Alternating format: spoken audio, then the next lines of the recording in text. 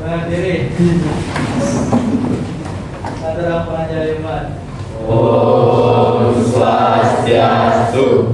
Beri salam. Selamat pagi, Ibu. Selamat pagi, silakan duduk. Terima Terima kasih. kasih. Sebelum kita mulai pembelajaran hari ini, mari kita awali dengan berdoa. Berdoa sesuai dengan agama dan kepercayaan masing-masing. Berdoa dimulai.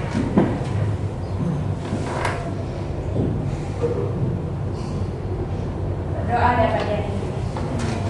Nah, Ibu akan mengecek kehadiran kalian. Sebelum itu, bagaimana kabarnya hari ini? Baik. Berdoa dan baik ya. Hari ini ada yang tidak hadir? Ada. Yang tidak hadir? Nomor absen berapa dia? 25. Kenapa dia tidak hadir? Ada lagi? Ada aja ya yang hari ini tidak hadir. Nah, sebelum kita memulai pembelajaran kita, mari dulu persiapkan diri kita, rapikan bajunya, cek mezanya, apakah masih ada sampah atau tidak. Ya, semua sudah siap belajar hari ini? Siap. Nah, kalau begitu Ibu mau bertanya, minggu lalu kita belajar mengenai apa? Virus. Mengenai virus. Apa yang kita pelajari minggu lalu? Ya, virus. Lagi jenis virus. Jenis virus.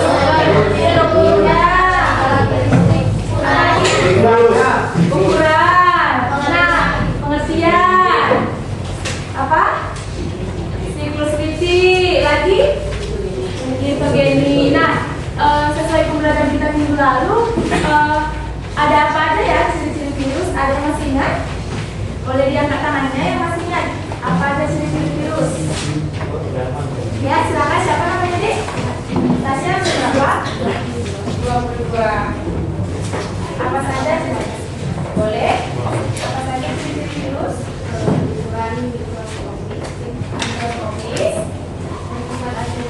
bersifat aseluler, tidak dapat hidup dalam rumah.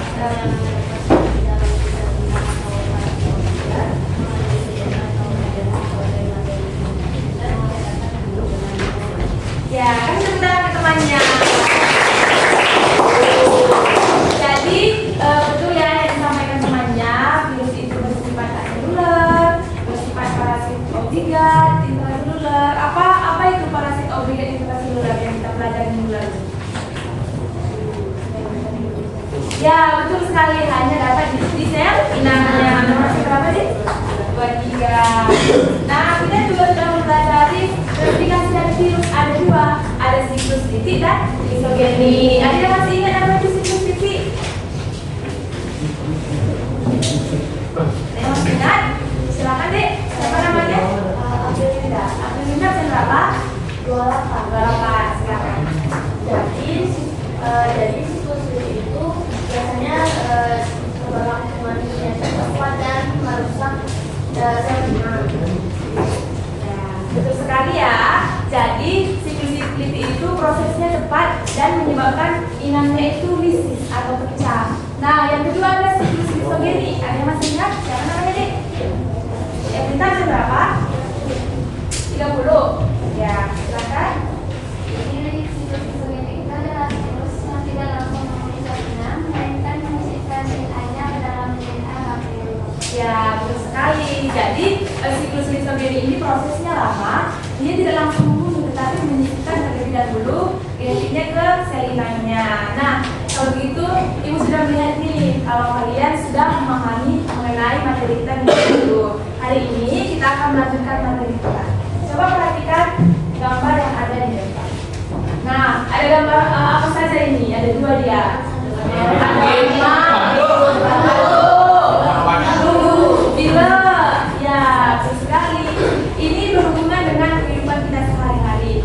Kalian pernah nggak mengalami batuk, flu, pilek, demam, tapi lama sembuhnya? Nah, Ibu juga pernah mengalami. Kira-kira kenapa ya itu bisa sembuhnya lama? Kenapa nggak cepat sembuh?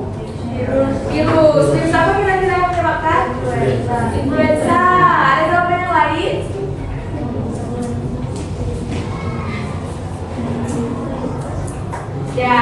Kita keep dulu jawabannya influenza ya. Menurut kalian virusnya ini menguntungkan atau merugikan? Merugikan. Iya, benar sekali. Virusnya ini merugikan karena menyebabkan sakit pada manusia. Ini berhubungan dengan kita pelajari mengenai virus, baik peranan positif maupun negatifnya. Yang kedua itu bagaimana cara penyebaran virus, dan yang ketiga itu bagaimana cara pencegahan dari penyebaran virus tersebut. Nah, dengan begitu tujuan pembelajaran hari ini setelah melakukan kegiatan diskusi dan mengerjakan LKPD, siswa diharapkan mampu untuk menjelaskan peranan positif dan negatif dari virus. Yang kedua, mendiskusikan cara penyebaran virus, dan yang ketiga menjelaskan upaya pencegahan penyebaran virus. Nah, jadi nanti setelah belajar, kalian diharapkan mampu memenuhi tiga tujuan pembelajaran ini, ya. Jadi, coba perhatikan lagi gambar di depan. Tentu banyak pertanyaan yang muncul di pikiran kita mengenai gambar ini. Contohnya, kenapa ya bisa terjadi penyebaran virus itu?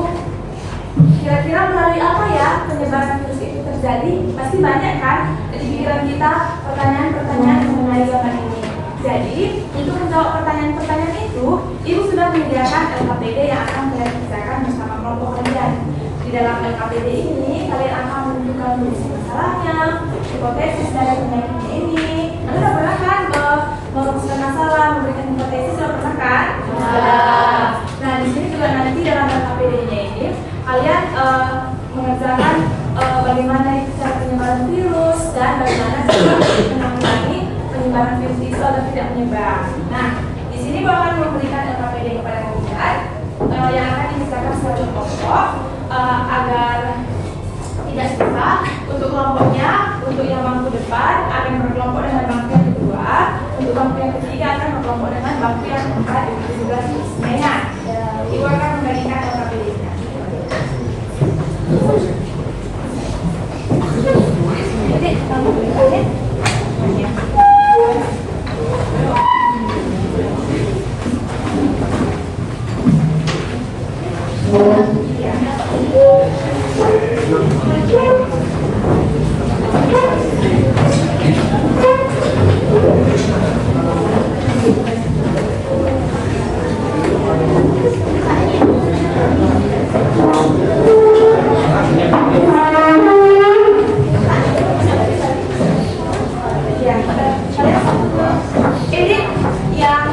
Yang 5 orang di sana boleh pindah 1 orang di sini ya, biar di sini satu kelompoknya 4 orang ya. Jauh. Ya di sini ya 1 orang di sini. Nah, jadi bagaimana Bu pengerjaan LKPD-nya? Pengerjaan LKPD-nya ini dikerjakan secara kelompok. Nah, dari setiap kelompok kan punya LKPD-nya. LKPD-nya ini punya soal di dalamnya. Jadi kalian langsung menuliskan jawaban di soal ini. Jadi di kertas LKPD-nya ini. Jadi satu kelompok cuma mengumpulkan 1 ya. Kalau ada pertanyaan mengenai LKPD-nya boleh tanyakan kepada Ibu. Silakan digunakan bersama.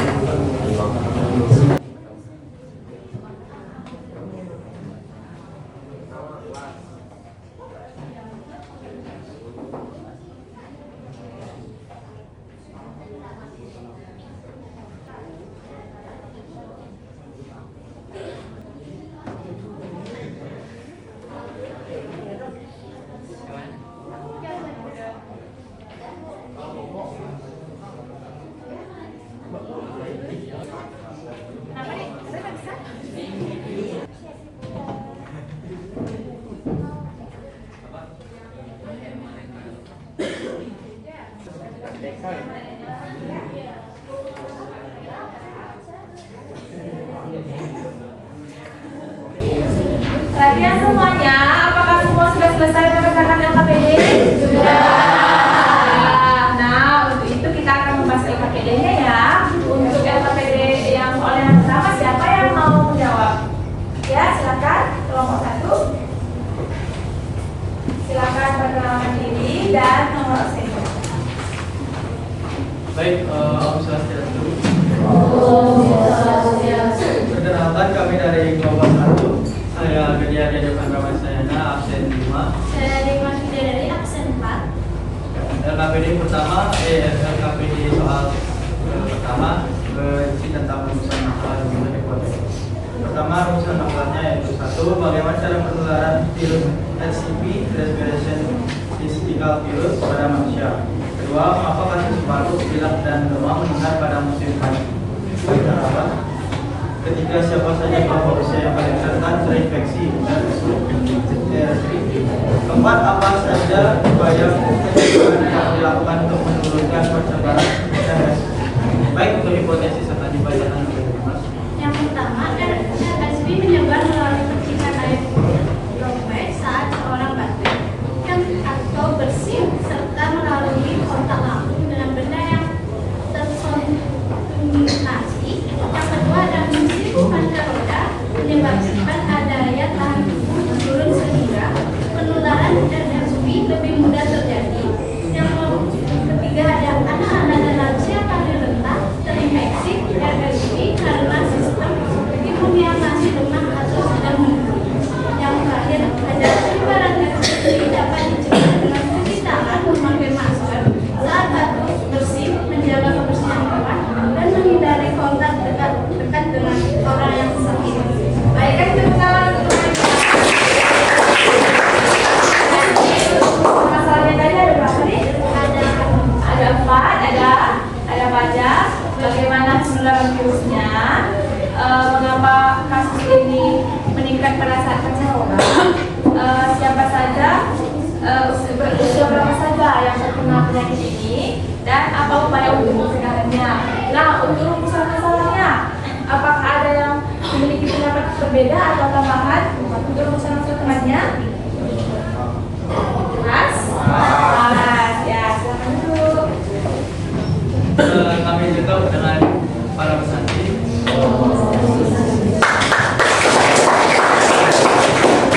Nah, jadi apa yang disampaikan oleh teman kita tadi benar ya. Temannya sudah mampu merumuskan masalah dengan dia merumuskan masalah dengan membuat pertanyaan bagaimana penyebarannya, mengapa menyerang usia atau bayi, dan bagaimana cara mencegahnya. Nah, untuk melihat di dalam, kita akan membahas mengenai soal yang nomor 2. Siapa yang mau membahas soal yang nomor 2? Ya, silakan kelompok 2.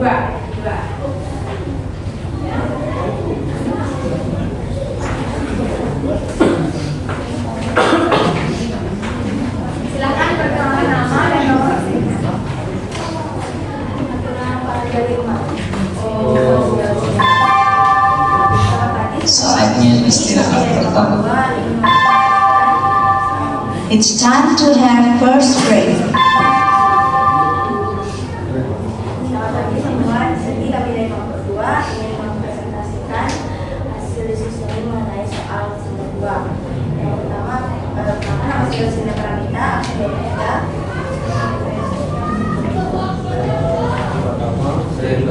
Saya Ketua Andika Wirama Taruna, absen 15. Yang pertama akan dijelaskan. Jadi virus respirasi ini syncytial virus atau disebut HSV ini adalah jenis virus yang cara menyebarnya melalui percikan air atau bersin. Dampaknya yaitu gejala kecil atau ringan seperti batuk dan pilek. Cara upaya pencegahannya yaitu dengan cara menggunakan masker,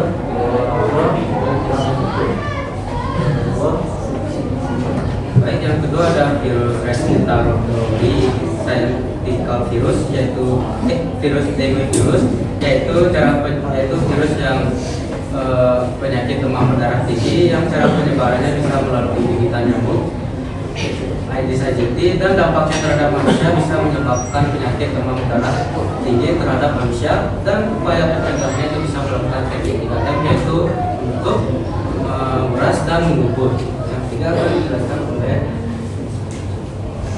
Selanjutnya ada immunodeficiency yang biasa dikenal dengan HIV. Cara penyakit HIV ini adalah virus yang menyebar karena hubungan seksual. Cara penyebarannya bisa dari hubungan seksual yang berakhir pasangan atau dengan jarum suntik.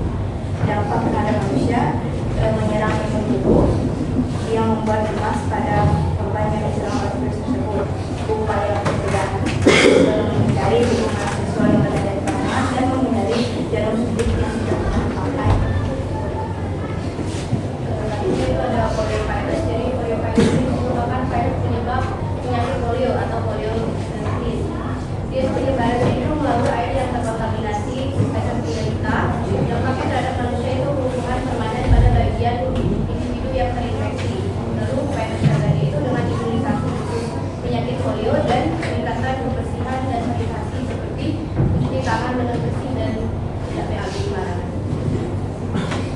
Selanjutnya ada COVID, yang mana COVID ini adalah merupakan virus keluarga besar virus yang menyerang hewan dan manusia. Cara penyebarannya melalui kontak fisik atau melalui batu dan tubuh orang yang terkena COVID.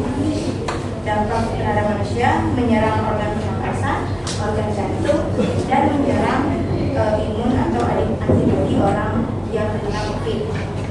Upaya pencegahannya menggunakan masker, menjaga jarak aman 1 meter, mencuci tangan menggunakan sabun, dan menghindari tempat keramaian. Ya, kasih tepuk tangan ke temannya. Jadi di sini tadi kita sudah membahas jenis-jenis virus. Jadi kita sudah tahu ya kenapa batuk yang kita alami lama, flu, dan demam itu lama sebenarnya gara-gara virus apa? Virus RSV. Ya, nah gimana cara penyebaran virus RSV? Melalui bersihkan air seperti bersih, ya. Terus amunan dampak yang terhadap manusia seperti yang sudah kita bahas menyebabkan batuk, flu, demam, dan upaya pencegahannya itu apa tadi upaya pencegahannya? Olahraga sedang menggunakan masker. Iya.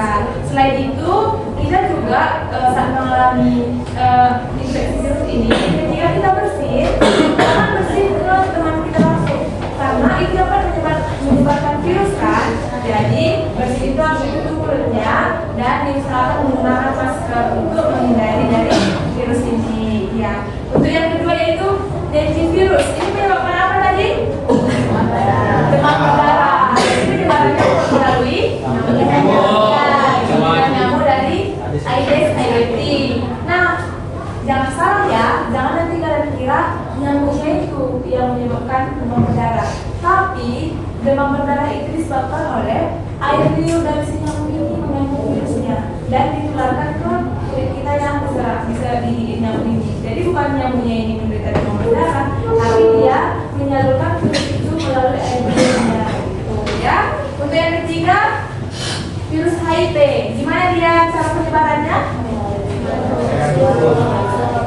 Ya, melalui kontak seksual dengan benda-benda makanan. Tidak hanya itu, virus HIV ini juga bisa disebarkan melalui darah. Contohnya, apa contohnya itu? Ada yang tahu? Apa? Donor darah. Lagi, ada yang tahu? Jarum suntik. Ya, jadi HIV ini bisa disebarkan melalui darah. Contohnya ini, kita menggunakan jarum suntik ini. Di jarum suntik itu di ujungnya kan pasti ada tersisa darah kita dan disuntikkan lagi ke orang lain. Nah, yang awalnya kita yang terkena HIV, teman kita yang sehat, ketika terkena jarum suntik yang kita gunakan, maka dia juga ikut terkena HIV gitu. Nah, tidak hanya itu, HIV ini juga bisa ditularkan melalui air susu ibu. Jadi, kalau ibunya itu menderita HIV, anaknya itu menyusui ke ibunya menyusui ke anaknya itu akan terkena HIV. Dan dia akan terkena HIV. Nah, begitu juga kalau ibunya itu sedang hamil, janinnya itu juga bisa terkena HIV. Jadi sangat berbahaya ya penyakit HIV. Jadi untuk itu jangan menjalani pasangan terus-menerus. Jangan melakukan hubungan seks sebelum nikah karena kita tidak tahu pasangan kita itu terkena HIV atau tidak. Seperti itu ya. Untuk yang selanjutnya itu poliovirus disebarkan dengan apa tadi ya? Ya, jadi di sini kita dapat lihat ternyata virus itu juga bisa menyebarkan virus gitu. Di sini kan kita diingatkan untuk menjaga kebersihan karena dampak dari poliovirus ini bisa menyebabkan kelumpuhan.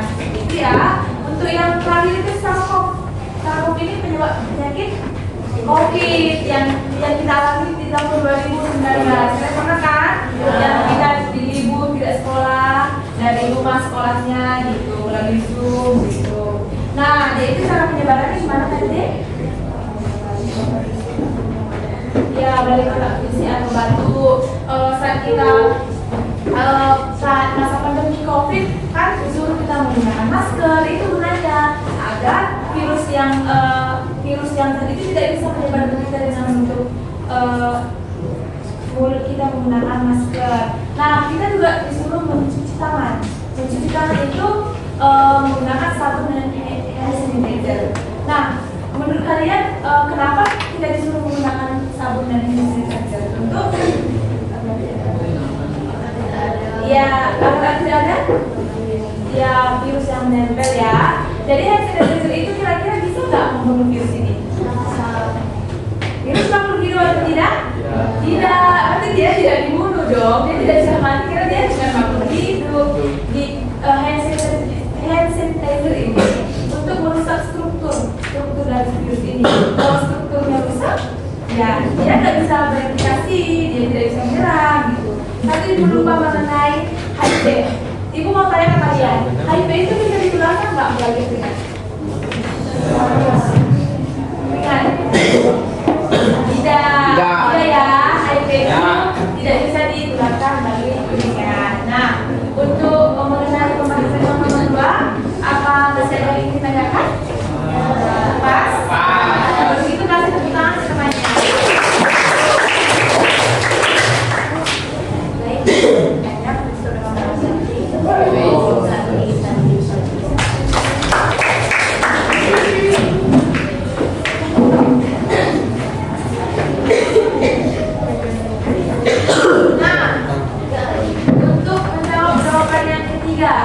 Tapi agar kita fokus, kita kan dari tadi belajar nih, belajar. Kalau terus-terusan belajar kan otak kita dalam juga. Ibu mau ajak kalian melakukan ice breaking, mau? Jadi mau dulu atau berdiri? Berdiri, duduk. Jadi gini, siapa nanti yang kalah? Ini adalah presentasi nomor 3 ya. Duduk. Jadi harus fokus ya. Ini untuk melatih kefokusan. Kalau ibu bilang tepuk sekali, kalian tepuk 2 kali. Tepuk sekali.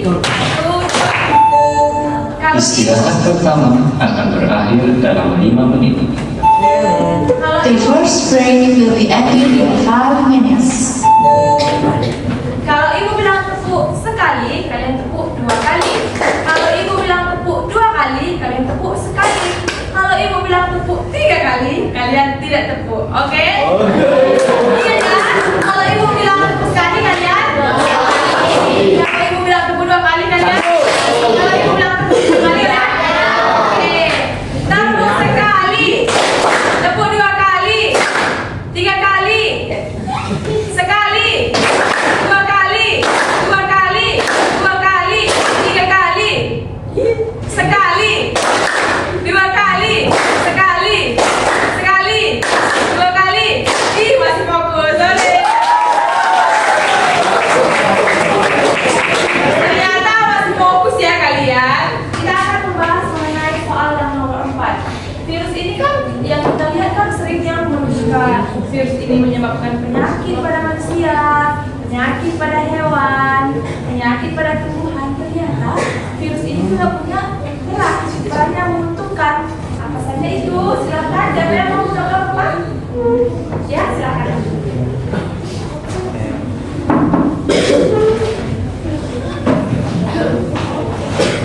Bukan dari jawabannya, malah Silakan. Perkenalkan diri dan nama. Swastiastu. Perkenalkan,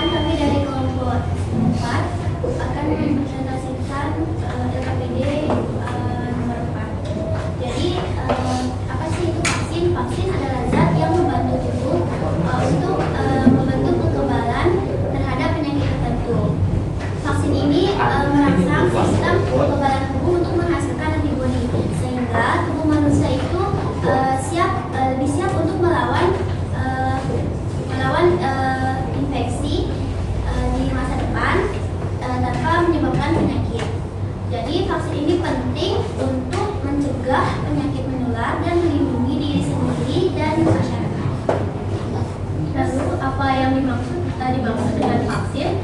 Lalu bagaimana vaksin itu memanfaatkan virus dalam pembuatannya. Yang dimaksud dengan vaksin itu, vaksin merupakan produk biologi menggunakan virus inaktif, yaitu virus yang sudah dilemahkan yang lalu dimasukkan ke tubuh manusia. Vaksin memanfaatkan virus inaktif, virus yang sudah dilemahkan. Saatnya jam kelima dimulai. It's time to begin the fifth lesson. Jadi bertujuan untuk menstimulasi kekebalan tubuh tanpa menyebabkan risiko penyakit. Selanjutnya jenis-jenis vaksin itu sendiri, yang pertama adalah vaksin aktif.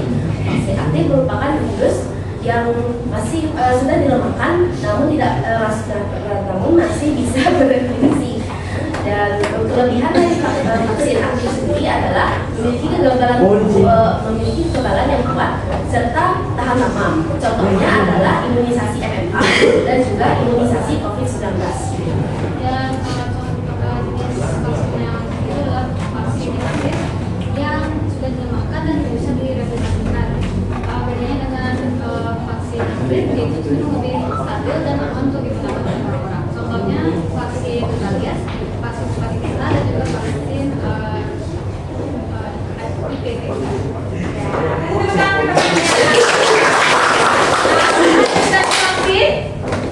Vaksin apa? Yang digunakan, yang dimasukkan ke dalam tubuh kita untuk menghasilkan antibody. Nah, ada dua jenis vaksinnya. Ada vaksin inaktif dari virus yang sudah diinaktifkan, dan dari virus yang aktif tapi penyebab bahayanya itu sudah dihilangkan. Contohnya dari apa? Contoh virus inaktif. Contoh virus yang aktif tapi dilemahkan. Dan virus vaksin influenza. Kasih tepuk tangan ke temannya. Sekian presentasi dari kami. Kami tutup dengan masalah ini.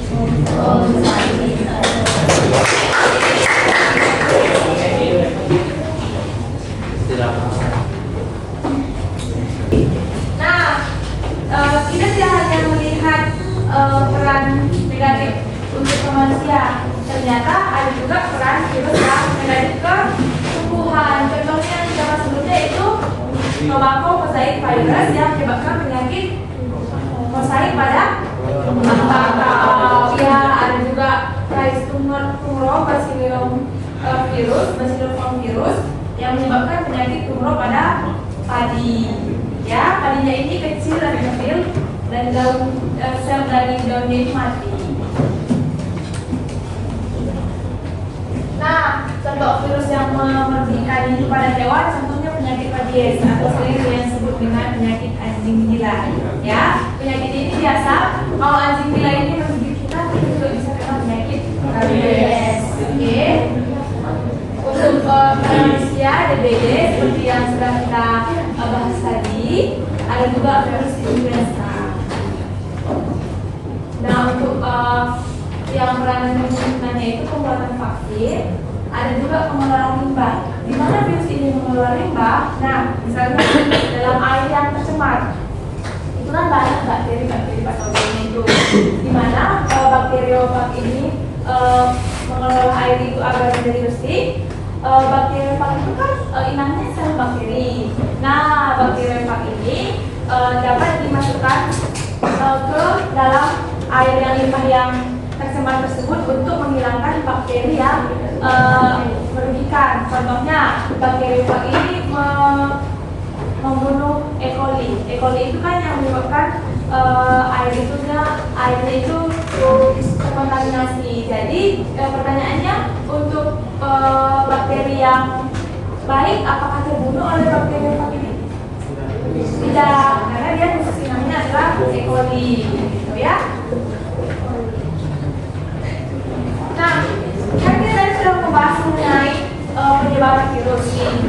Penyebaran virus ternyata ada dua, ada direct dan ada indirect. Yang direct itu secara langsung seperti melalui cairan tubuh seperti tadi, melalui sentuhan, yaitu contohnya virus cacar, dan ada melalui virus influenza yaitu melalui percikan atau droplet. Kalau dia yang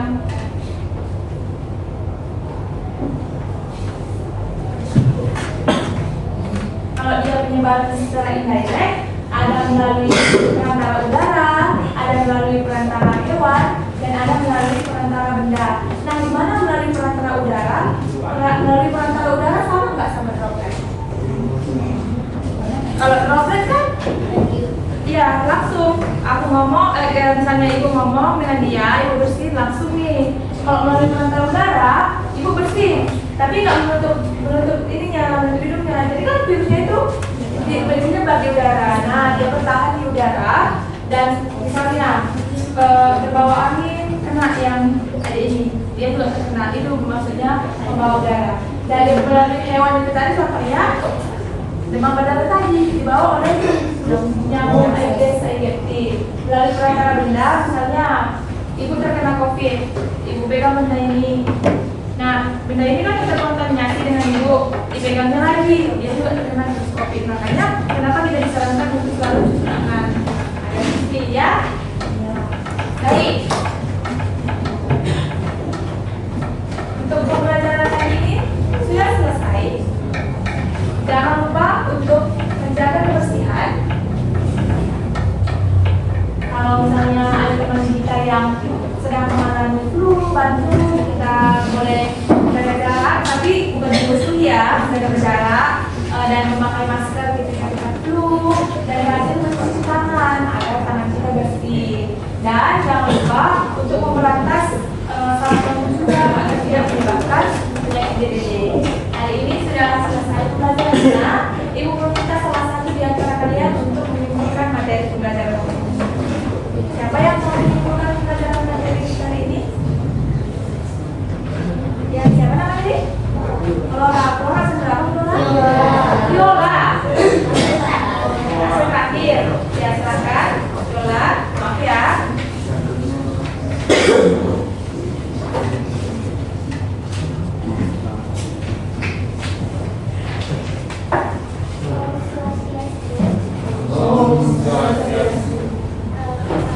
Nama saya Jola Yunda Trianti, absen 37. Jadi, kesimpulan yang telah saya buat dengan kelompok saya yaitu bahwa penyakit yang disebabkan gangguan pernapasan biasanya disebabkan oleh virus bernama RSV dan influenza. Dan virus ini dapat menyebar dengan mudah melalui udara, droplet, atau juga dengan kontak fisik. Namun, kalian jangan khawatir karena virus ini dapat dicegah dengan cara melakukan vaksinasi, menjaga kebersihan dan pola hidup yang sehat. Dan di samping itu, di samping sifat-sifat virus yang dikenal sebagai merugikan, ternyata virus ini juga dapat bermanfaat dalam bidang bioteknologi loh, yaitu bisa dijadikan untuk menciptakan vaksin yang bermanfaat. Baik, sekian dari saya.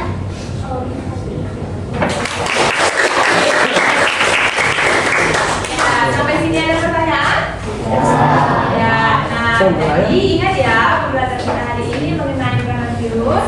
Kita sudah tahu apa saja peranan positif dan peranan negatifnya. Peranan positifnya seperti pembuatan vaksin, peranan negatifnya seperti penyebab penyakit pada manusia yaitu DBD, penyakit pada hewan rabies, penyakit pada tubuh yaitu penyakit mosaik. Dan bagaimana cara penyebarannya? Ada dua. Ada tadi apa? Direct and indirect. Yang direct itu secara langsung, indirect itu secara tidak langsung. Yang secara langsung itu dapat berupa sentuhan, contohnya penyakit cacar dan kan berair tuh kalau kita sentuh dapat menyebar virusnya melalui yang tidak langsung itu melalui benda, contohnya benda yang terkontaminasi dipegang oleh orang yang sehat akan terkena virus juga. Nah, bagaimana cara pencegahannya? Melakukan vaksinasi, menggunakan masker, rajin mencuci tangan, dan menjaga kebersihan serta menjaga pola hidup. Nah, pembelajaran hari ini sudah selesai. Ibu akan memberikan kuis kepada kalian. Nah, kuisnya ini melalui kuis nggak susah kok. Ini berhubungan dengan materi yang kita pelajari tadi. Yuk, silakan disiapkan Oke, itu kodenya. Oke, sudah ada 3. Ini untuk namanya diisi nomor absennya ya, Dek. Siapa lagi yang belum? Ya. Kita akan lihat pemenang kuis hari ini.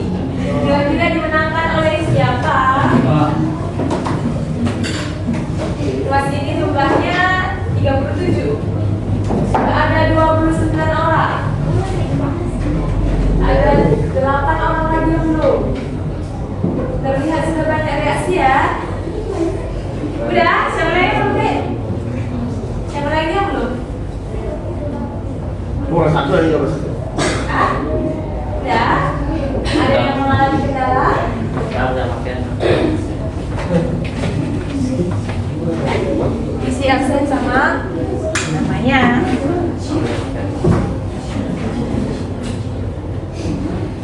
Udah? Semua udah? Oke. Kita mulai ya. Sudah? Kita akhiri ya. Selesai semua? Hitungan 5 4 3 2 1. Ibu akhiri. Oh, saya semua. Oke, kita lihat. Iya.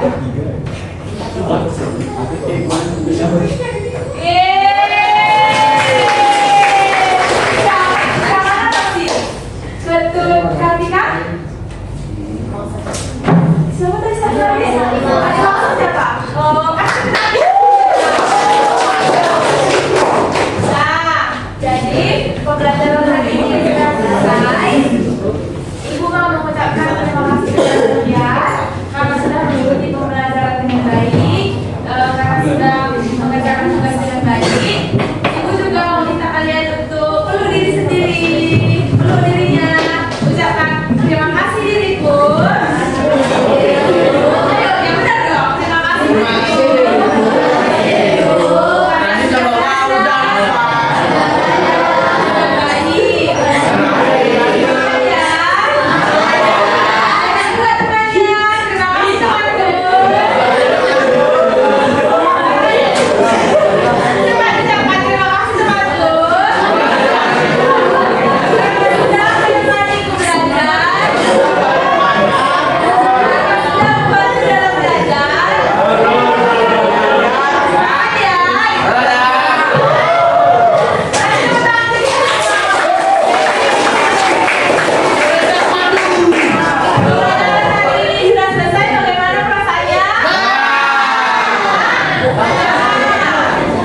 Paham semuanya?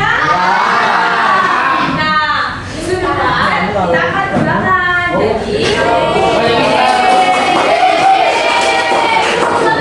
Jadi, berarti hari ini Ibu terakhir mengajar di kelas ini. Nah, untuk persiapan ulangannya besok, Ibu akan kasih kisi-kisinya biar kalian bisa belajar untuk ulangannya dengan baik. Pembelajaran hari ini sudah selesai. Mari kita akhiri dengan doa karena tadi sudah jawab dengan doa. Berdoa sesuai dengan kepercayaan seperti berdoa dimulai.